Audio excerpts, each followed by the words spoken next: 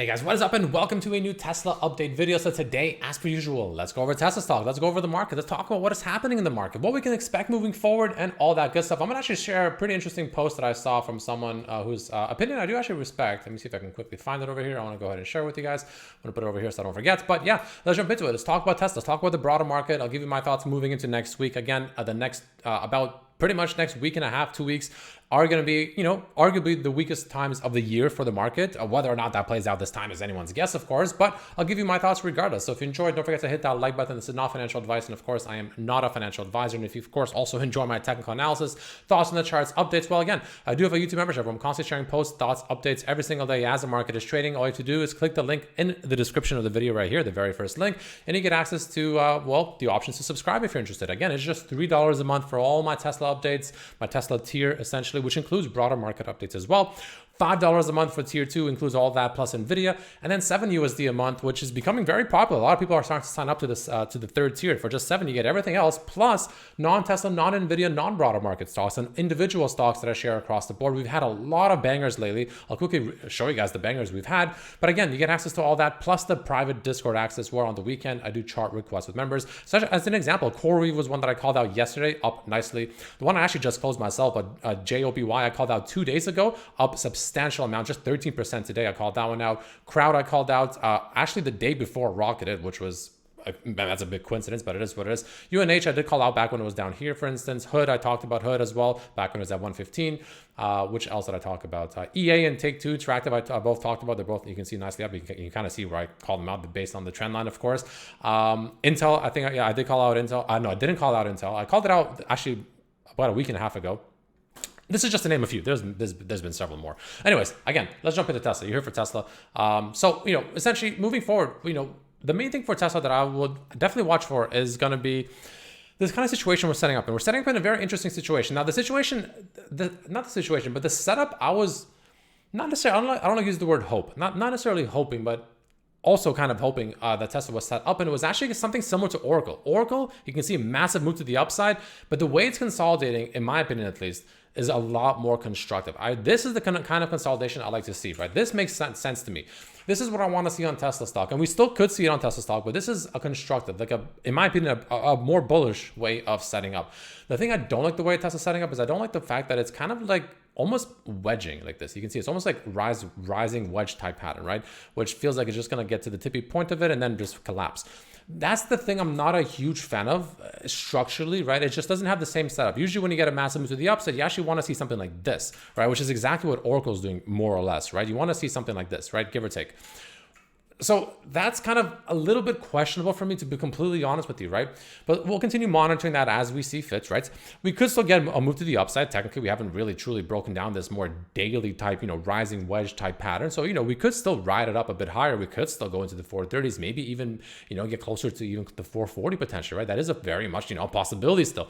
But I don't like the fact that it's looking like a rising wedge. That is a little bit of a concern to me moving forward. So, and especially since we're going into rising wedge pattern, into massive resistance, 430 to 440, like I said, I do view as kind of a brick wall right now, right? That is going to be not impossible to break. I mean, technically we can get some news or something and we can just break above it, which, it's completely possible. But again, my personal trading criteria is, or at least my risk tolerance is, if the stock is too far away from the 9 EMA, which is this green line, I'm much more cautious, right? And I usually just avoid the stock entirely until I see something better setting up. Like again, Oracle. Look at this perfection, right? You kind of ask for a better consolidation. Massive move to the upside, and look where it consolidated to and where it started to bounce. Pretty much as it got right to that 9 EMA, right?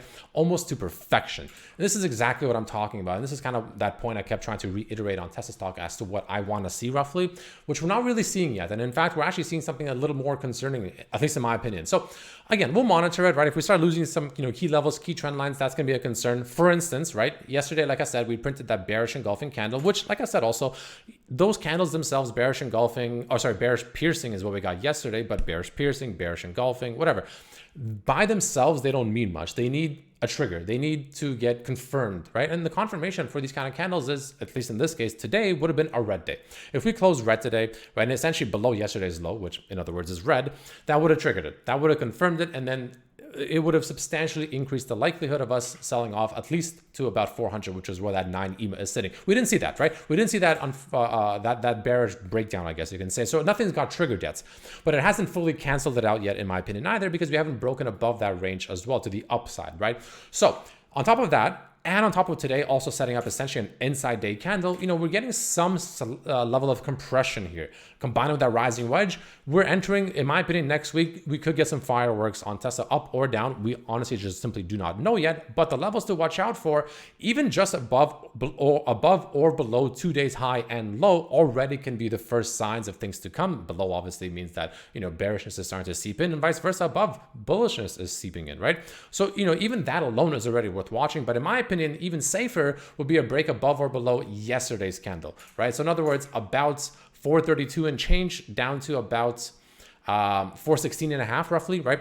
Watch for those levels as well, right? Because below that, yeah, I do think we not only play out this bearish piercing from yesterday, this inside day candle to the downside, and also this rising wedge break down. And again, I think at the very least we'll come down to about 400, very high 300s, all around that 9 EMA, for instance.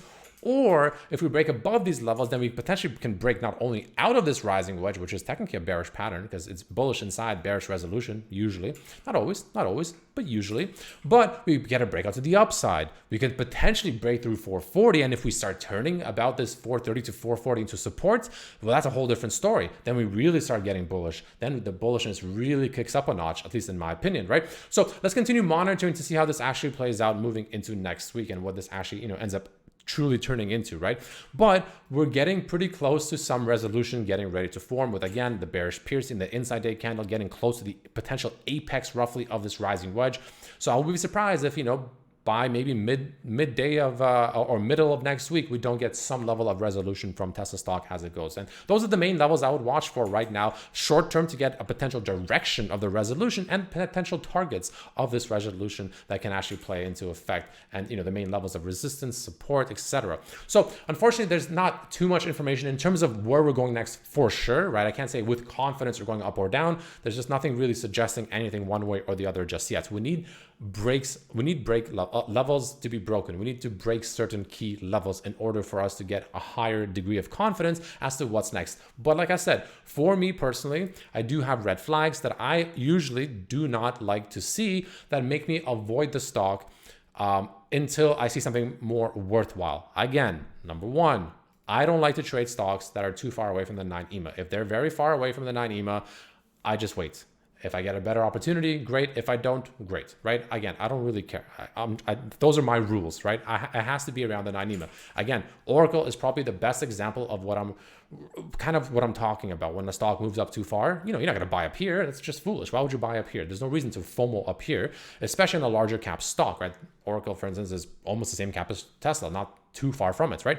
So it's the same idea, especially in larger cap stocks. They usually will, follow technicals more respectfully, I guess, compared to like a small cap stock, like, small cap stocks, like for instance, OKLO, like, these ones, if you bought up here, congratulations, you're up another 18% or like 25%, whatever.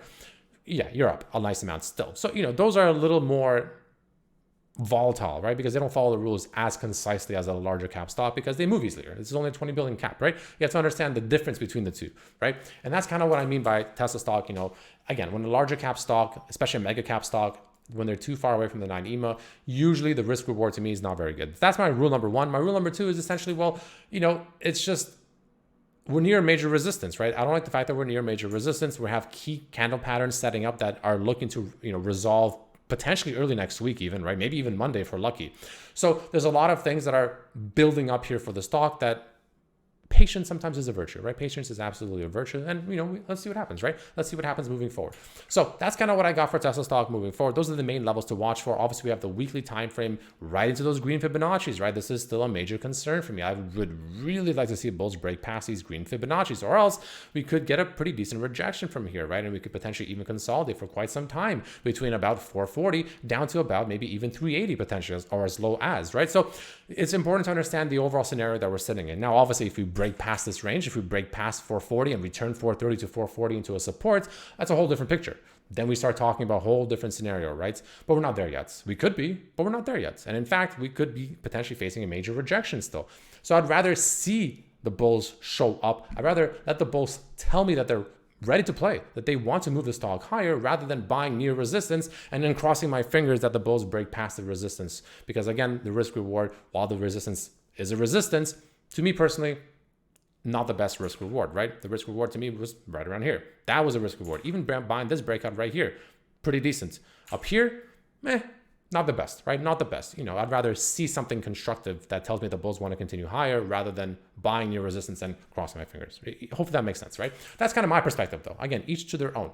And on top of that, we have the 4-hour SMI now getting a potential, even arguably a small bearish divergence where the price is kind of moving higher. Again, sort of in that rising wedge type pattern, if you will. But the SMI not only is curled, but also starting to get back down under, right? Which again, in the past before, again, whenever the SMI has been up in this range, it's been, Tesla has respected it, right? Tesla seems to respect this 4-hour SMI pretty nicely. I mean, most stocks do, to be completely honest with you, but Tesla has been respecting it a decent amount. And there's a few things I want to show you guys that actually look similar to previous price action. The first of which is when we had that initial pop post-election, 4-hour SMI was also up there. And then obviously as it curled down, we ended up consolidating back down. That's the obvious one. But the one that's more interesting to me is the one we had pretty much late April, early May, and even around mid to late-ish May as well. Both scenarios actually kind of look similar. Like if I zoom out right here and you take a screenshot or take a look at how we're consolidating here and how we're consolidating here, tell me it doesn't look the same, right? It looks almost the exact same where we had this massive move up. And then we also kind of set up what looked almost like a bit of a rising wedge, right? And then we did break down and then we've shot up. Almost the same thing happened here. Kind of a rising wedge that was like this looking initially, broke down, and then we shot up. And we're kind of doing something similar here. Again, I'm going to zoom out, take a look at it on your own chart, on the 4-hour time frame, right? You got to admit, this right here, this down here, and the one we're setting up here, right? Aside from the very last few candles, which we haven't done yet, which I think might be the ones that are next. But look how similar it looks. If you just look at these candles here, right? Very, very similar outlook. All had that massive push up into a rising wedge, into a breakdown, into the EMAs on the 4-hour, into a pop higher. So wouldn't surprise me if we see something similar like that, right? Quick little pop down, maybe closer to 400 itself, and then we shoot back up. That's something that really wouldn't shock me, but that would also give the daily a tag of that 9 EMA. Beautiful bounce off of it, and then we rip higher to 440. That's kind of my main expectation. That's what I would like to see. Just because I would like to see that doesn't mean it's going to happen, but worth mentioning that that's something that, wouldn't fully shock me, right? It looks very similar to what it looked like in these two instances up here as we're kind of consolidating right now as well. Worth mentioning, at least in my opinion. Again, stocks like to move in patterns, right? They all have their own behavior. They all have their own personality. They all have their own patterns. So let's see if this moves similarly to that or not. But all in all, that's the main thing I got for you right now moving forward on Tesla stock. Let's go over to the market very quickly. The Q is looking pretty good. Like I said, market's bullish. We could obviously be getting close to a topping session, right? SPY at 666. And this is the post I wanted to talk about. Ben over here posted. He's usually has some pretty insightful posts. I do recommend following him on Twitter, X, whatever. He doesn't post very often, but when he does, usually, not always, everyone gets something wrong. It's normal. But usually he has something good to post, right? For instance, SPX, SPY, essentially. Bottomed at 666 during the great financial crisis, is now about to hit 6666. 900% gains since 2009 lows. I'm expecting a pullback from here around 6660 for the first time I've been bearish since March. He's thinking to about 640, which 640 is actually going to be a pullback for the market to pretty much retest that previous all-time highs level, which if Qs were to do that as well, Qs would come down to about 580 to down to about 575 in my opinion, right? That's where the Qs will come down to roughly. Or if it gets really bad, which at this point, maybe not, it won't get that bad. 540 is like the worst case I would see. But, that's like the worst case in my opinion, at least. But yeah, that's something worth mentioning for SPY. Now, again, the EMAs are still bullish. The MACD is bullish despite the bearish divergences that are still present across the board. That hasn't really changed much. But, it's worth mentioning that until we start losing key levels, maybe like this trend line, for instance, the market is still bullish. But, again, we're entering, technically speaking, the weakest 2-ish weeks, if you will, of the market within the whole year, second half of September. Whether or not seasonality plays into effect this time or not is anyone's guess, but something obviously worth mentioning, especially with this. So let's see how that plays out. But all in all, that's all I got for you guys. Hope you have a great weekend, and I will see you on Monday. Peace.